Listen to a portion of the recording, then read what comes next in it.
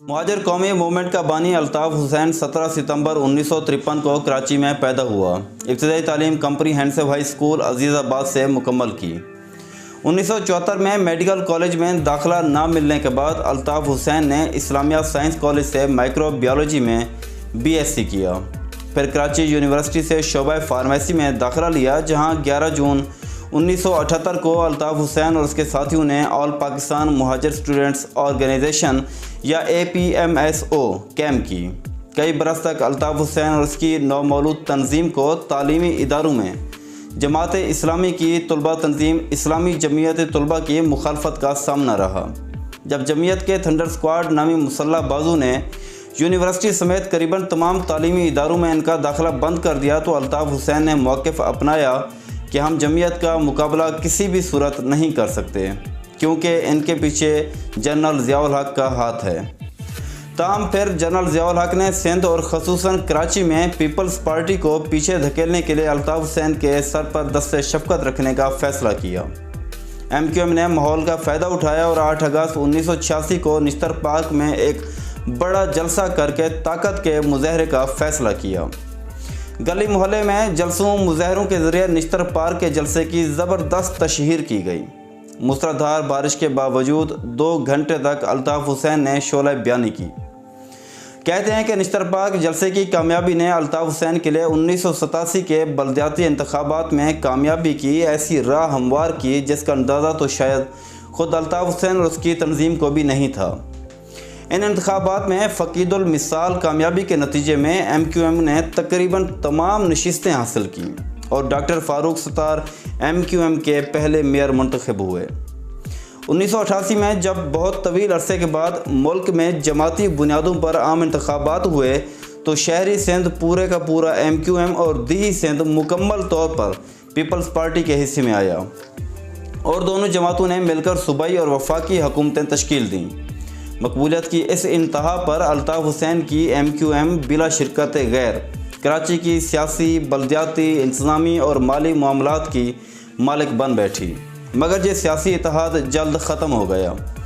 17 اگست 1988 کو طیارے کے حادثے میں جنرل ضیاء الحق کی ہلاکت کے بعد کراچی سے تعلق رکھنے والے جنرل اسلم بیگ فوج کے سربراہ بنے، مگر نو منتخب وزیر اعظم اور پیپلز پارٹی کے سربراہ بے نظیر بھٹو سے ان کے تعلقات کبھی بہتر دکھائی نہ دیے۔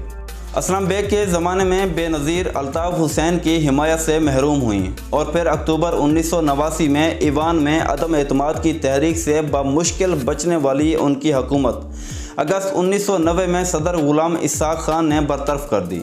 جنرل بیگ کے زمانے میں ہی پیپلز پارٹی کے سابق رہنما غلام مصطفیٰ جتوئی اور دیگر کو ملا کر متحدہ اپوزیشن پارٹی بنوائی گئی۔ ملک بھر میں اس کے جلسے ہوئے اور کراچی میں تو شاہراہ قائدین پر بہت بڑا جلسہ ہوا جس میں الطاف حسین کا جادو بھی بولتا دکھائی دیا۔ جب صدر غلام اسحاق خان نے اسلم بیگ کو بطور آرمی چیف مدت ملازمت میں توسیع نہیں دی تو فوجی قیادت تبدیل ہوئی اور جنرل آصف نواز جنجوعہ فوجی سربراہ مقرر ہوئے۔ اس وقت تک اپنی پارلیمانی طاقت کے بل پر کھڑی الطاف حسین کی MQM کو اپنی سیاست، اپنی سیاسی اہمیت اور اپنی سیاسی طاقت کا اندازہ تو ہو چکا تھا، مگر اس کو فوج کی طاقت کا اندازہ لگانے میں شاید کہیں غلطی ہوئی۔ الطاف حسین اور MQM نے علاقائی کنٹرول کی پالیسی اپنا لی، طاقت کے بل پر علاقوں کو اپنی گرفت میں رکھنے کی کوششوں میں کئی فاش غلطیاں بھی کر بیٹھے۔ ان میں فوج کے میجر کلیم کو لانڈھی میں اغوا کرنے کی غلطی بھی شامل تھی۔ الطاف اس قدر اوقات سے باہر ہو چکا تھا کہ ایک بار اسے آرمی چیف جنرل آصف نواز جنجوعہ کی فون کال آئی تو الطاف نے خود بات کرنے کی بجائے عمران فاروق سے کہا کہ تم بات کر لو۔ انہوں نے جب جنرل آصف نواز کو بتایا کہ الطاف بھائی مصروف ہیں، آپ مجھے بتائیں، تو جنرل آصف نواز آگ بگولا ہو گئے اور انہوں نے فون بند کر دیا۔ اکتوبر 1990 کے انتخابات ہوئے اور نواز شریف کی قیادت میں مرکز میں اسلامی جمہوری اتحاد نے کامیابی حاصل کی تو الطاف حسین کی MQM نے نواز شریف حکومت میں شمولیت اختیار کر لی۔ سیاسی طاقت کے بل پر MQM اس وقت اتنی مضبوط ہو چکی تھی کہ شہر اور پولیس جیسے ریاستی اداروں کا کنٹرول سنبھالنے کی کوششیں بھی کی جانے لگیں۔ پولیس، عدالتی نظام اور شہریوں کی جانب سے اس سب پر ہلکی پھلکی موسیقی بھی شروع ہو چکی تھی۔ کئی MQM رہنماؤں کا دعویٰ ہے کہ ایسی شکایات بڑھنے پر تنظیمی نظم و ضبط حرکت میں آیا اور مقامی اور علاقائی تبدیلیوں کا آغاز ہوا۔ اسی کوشش کے دوران اس وقت کے دونوں اور طاقتور مرکزی جوائنٹ سیکرٹریز آفاق احمد اور عامر خان کو بھی تبدیل کیا گیا۔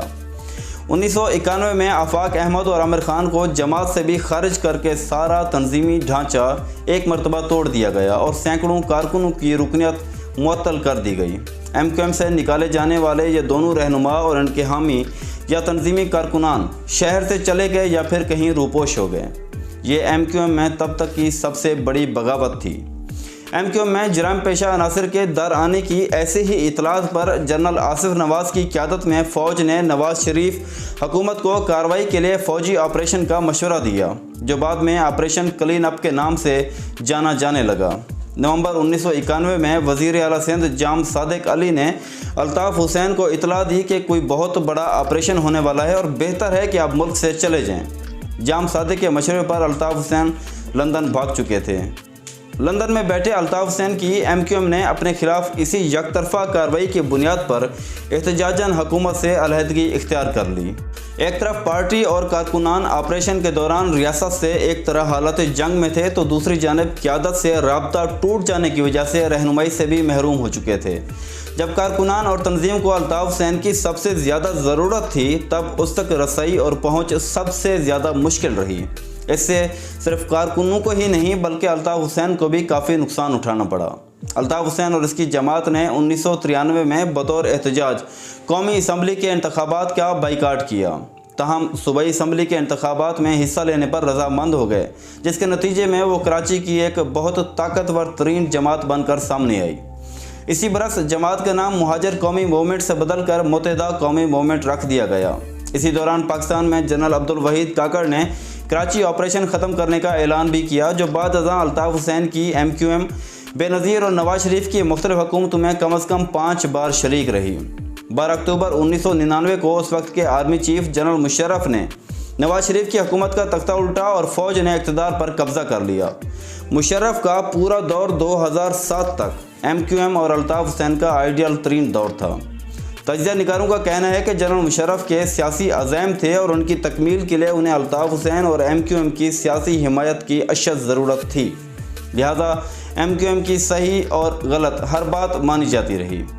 مشرف کے ساتھ ہونے والے معاہدے کا ایک نقطہ یہ بھی تھا کہ آفاق احمد اور عامر خان کو یا تو ملک سے باہر بھیج دیا جائے یا پھر جیل میں بند رکھا جائے گا۔ اس کی بدولت دونوں رہنما اگلے 8 سال تک جیل میں سڑتے رہے۔ اس کے بدلے میں ایم کیو ایم نے جنرل مشرف کے مخالفین یعنی نواز شریف اور بے نظیر بھٹو کی سندھ اور وفاق میں حکومت سازی کے لیے کبھی حمایت نہ کی۔ تاہم سکھ کے اس زمانے میں پارٹی میں اندرونی تبدیلی اور بیرونی مسائل سامنے آئے۔ لندن میں بیٹھے الطاف حسین نے ندیم نصرت کو امریکہ سے واپس بلایا اور یہ بات محمد انور اور بہت سے دیگر رہنماؤں کو پسند نہ آئی۔